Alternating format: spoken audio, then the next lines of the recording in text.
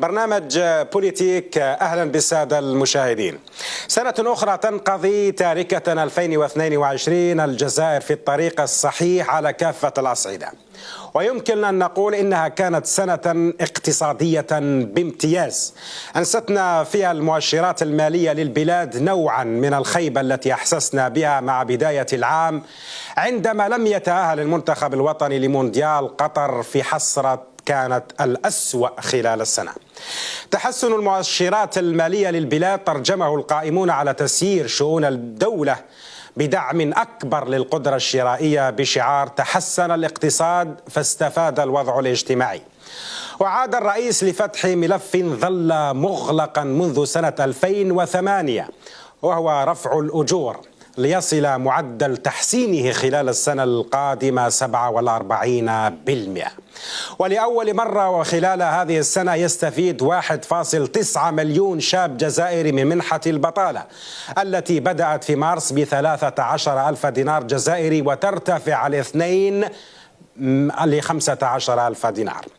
كما احتلت الجزائر المرتبة الأولى إفريقيا وعربيا من حيث تجسيد أهداف التنمية المستدامة.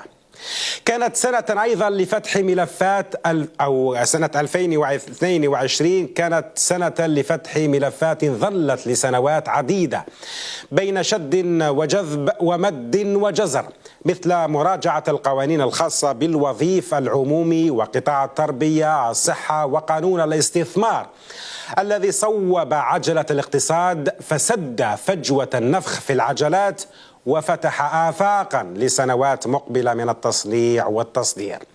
سنة 2022 أيضا عبدت الطريق لدخول السيارات الجديدة العام المقبل، جزء منها سيكون مستوردا والجزء الآخر سيكون هنا جزائريا في شركات عالمية استثمرت في بلادنا.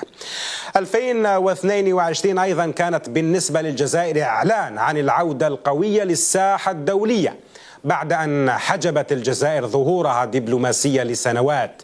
فاحتضنت هذا العام الجزائر العرب في نوفمبر ونادت بصوت عالي أنها مع فلسطين ظالمة أو مظلومة، وأنها مع القضايا العادلة في العالم.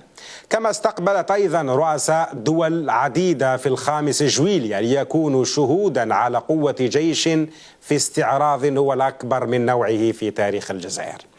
أما دوليا، غيرت الحرب الروسية الأوكرانية الكثير من المعطيات الدولية خلال السنة الماضية، ولأول مرة منذ تفكك الاتحاد السوفيتي بدأت تظهر للعلن أقطاب منافسة للأحادية القطبية التي قادتها الولايات المتحدة الأمريكية. ولأول مرة منذ الحرب العالمية الثانية تجد أوروبا نفسها في أزمة سياسية اقتصادية بسبب هذه الحرب، فنقص إمدادات الغاز رفعت دولا وحطت أخرى وغيرت المعادلات السياسية والاقتصادية. على كل حال، ما يمكن قوله عن هذه السنة أنها تختلف بحق عما مضى من السنوات الأخرى، فحجم التقلبات والتغيرات العالمية في كافة الأصعدة يؤكد أن آفاقا جديدة تحملها سنة 2023. فمرحبا بكم على كل حال في 2023 مع عائلة بوليتيك التي أسعد دائما ولأول مرة أن أرحب بها في 2023، وأسعد أن يكونوا دائما بخير طوال هذه السنة.